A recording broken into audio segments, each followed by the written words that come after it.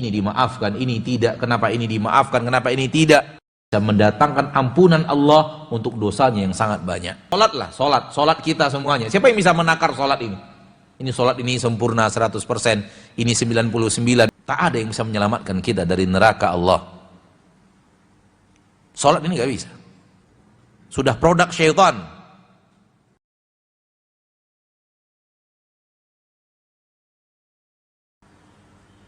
Dan Allah maha adil, maha pandai, maha tahu, maha bisa, maha mengerti, maha pengasih, maha penyayang. Keputusannya pasti yang paling adil. Ini dimaafkan, ini tidak, kenapa ini dimaafkan, kenapa ini tidak. Allah yang menghitung. Wa huwa asra'ul hasibin. Dan hisab Allah itu yang paling cepat dan paling benar. Karena Allah yang bisa menilai dan menakar sesuatu. Sehingga ketika Allah melihat ada tauhid yang sangat hebat di diri pelaku maksiat yang banyak melakukan maksiat, nilai tauhid itu bisa bisa mendatangkan ampunan Allah untuk dosanya yang sangat banyak. Karena Allah yang maha menakar, saudaraku. Soal tauhid seseorang, siapa yang bisa menakarnya? Coba. Salatlah, salat kita semuanya. Siapa yang bisa menakar salat ini? Ini salat ini sempurna 100%, ini 99%, ini 98%, ini 97%, ini 75%, ini 65%, ini salatnya hanya 5%. Siapa yang bisa menakarnya? Allah. Hal yang sama dengan tauhid. Yang bisa menakarnya hanya Allah. Di akhirat ada seorang yang bertauhid. Maksiatnya juga banyak. Disebutkan 99 catatan. Satu catatan maddal basar, sejauh mata memandang. Dan semua itu diampuni oleh Allah Subhanahu wa ta'ala dengan tauhidnya.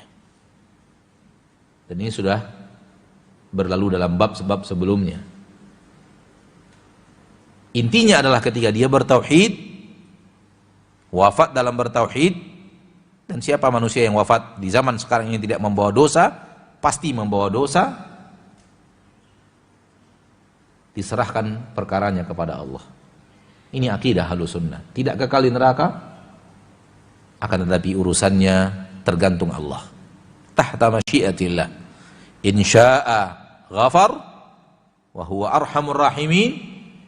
Kalau Allah ingin mengampuni, Allah akan ampuni, dan Allah Maha Pengasih, Maha Penyayang, Maha Pengampun.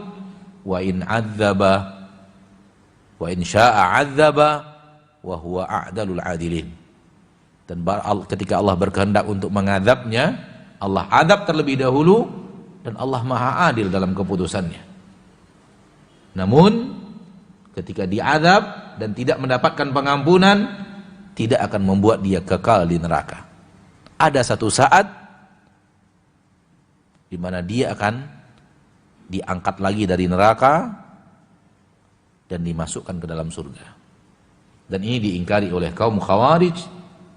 Terutama kaum Khawarij mengingkari adanya manusia yang di akhirat, dari akidah Ahlus Sunnah yang sahihah, dari hadis-hadis yang sahihah, ya, diangkatnya manusia dari neraka dan dimasukkan ke dalam surga. Dan hadisnya sahih, di mana diangkat dari neraka kemudian dicelupkan di sebuah sungai di depan pintu surga.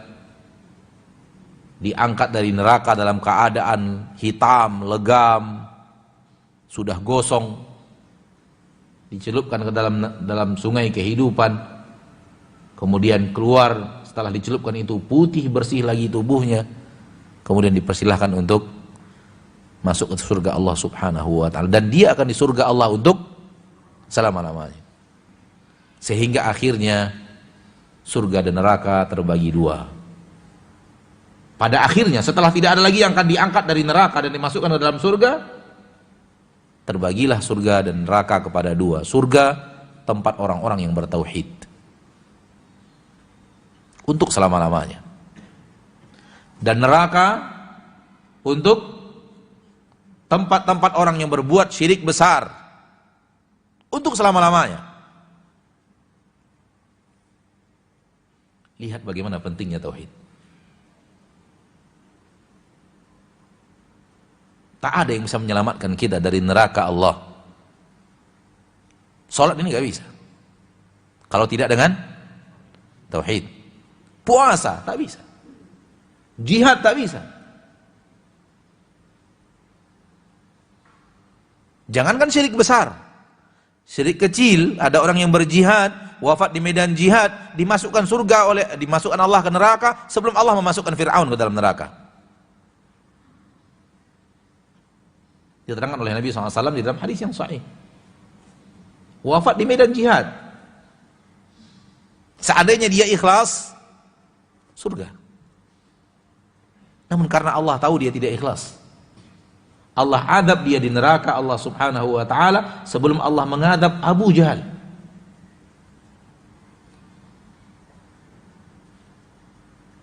Ma'asyarul muslimin, ma'asyarul muslimat, rahimani wa rahimakumullah. Mudah-mudahan bermanfaat.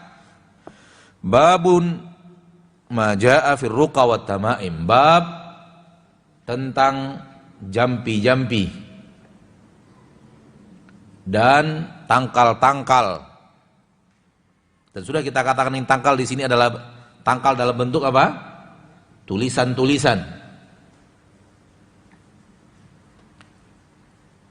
Secara umum jampi dan tangkal terlarang. Hukumnya adalah terlarang. Di antaranya ada yang syirik kecil, ada yang syirik besar, dan di antaranya ada yang sekedar haram saja, tidak masuk ke dalam syirik.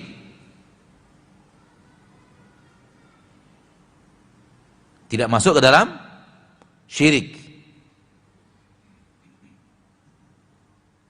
Pendapat yang paling kuat haram saja, yaitu manakala yang digantung-gantungkan dari sesuatu yang tertulis diambil dari Al-Quran. Murni 100% Al-Quran.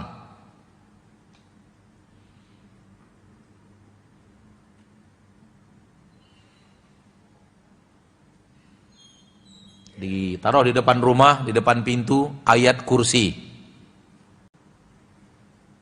Taruh di depan pintu.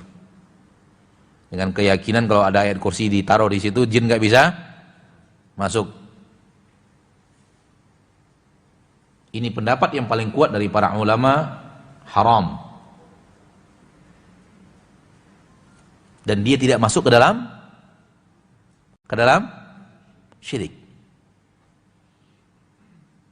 Karena tidak ada apa-apa di sana kecuali Al-Quran.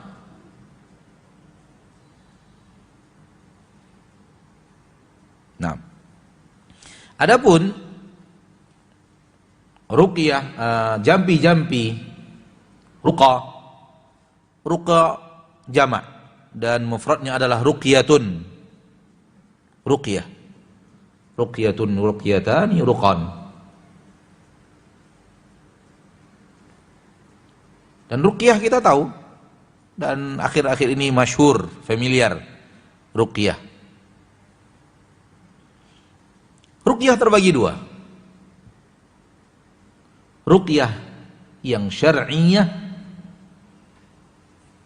ruqyah yang sesuai dengan syariat. Dan ruqyah ini bisa kita terjemahkan dengan jampi-jampi, sesuatu yang dibacakan, sesuatu yang diucapkan dan dibacakan dengan lisan kepada pasien, kepada orang yang diinginkan untuknya kesembuhan dan semacamnya. Terbagi dua. Ada yang syar'iyah, sesuai syariat, dan ini diamalkan oleh Nabi dan para sahabat. Bahkan malaikat Jibril meruqyah Nabi Muhammad sallallahu alaihi wasallam. Dan ada ruqyah yang tidak syariat, sesuatu yang dibaca-bacakan, dijampi-jampikan, yang tidak syariat.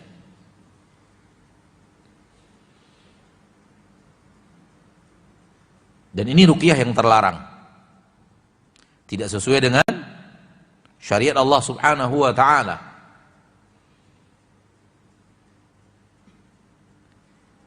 Nabi ditanya tentang sesuatu yang dibaca-baca. Nabi SAW ditanya tentang ruqyah, sesuatu yang dibaca, tentang ruqa. Dan kebiasaan orang musyrikin jahiliyah dahulu juga menjampi-jampi. Dari dahulu sampai sekarang belum hilang. Sebelum Nabi datang sudah produk syaitan yang ditebar di tengah manusia. Lalu ditanyakan kepada Nabi SAW. Nabi SAW mengatakan, la ba'sa birruqa ma lam yakun syirkan. Boleh jampi-jampi sesuatu yang dibaca-bacakan, ma lam yakun syirkan, selagi tidak ada syirik. Selagi tidak ada syirik, hal yang dilafaz-lafazkan boleh. Maka ruqyah syar'iyah, kata para ulama, harus dengan ayat Al-Quran atau dengan nama dan sifat Allah Subhanahu wa ta'ala.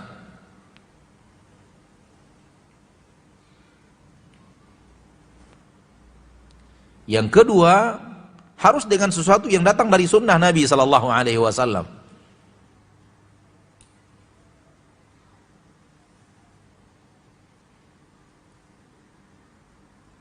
Harus sesuatu yang datang dari sunnah Nabi SAW. Kalau tidak Al-Quran atau membacakan nama-nama Allah Subhanahu wa ta'ala, kalau tidak dengan sesuatu yang datang dari Nabi SAW, dari sunnah Nabi SAW.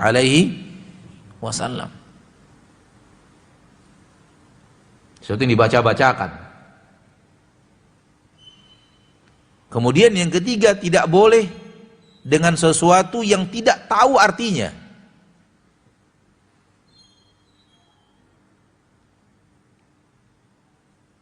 Tidak boleh dengan sesuatu yang tidak diketahui artinya. Karena sesuatu yang tidak diketahui artinya ini bisa menjerumuskan ke dalam syirik. Dan disinilah setan bermain. Disinilah syaitan bermain. Jampi-jampi disertai sesuatu yang tidak diketahui artinya, di dalam artinya itulah syaitan bermain. Ternyata di dalam artinya ada kesyirikan. Dalam bahasa yang lain,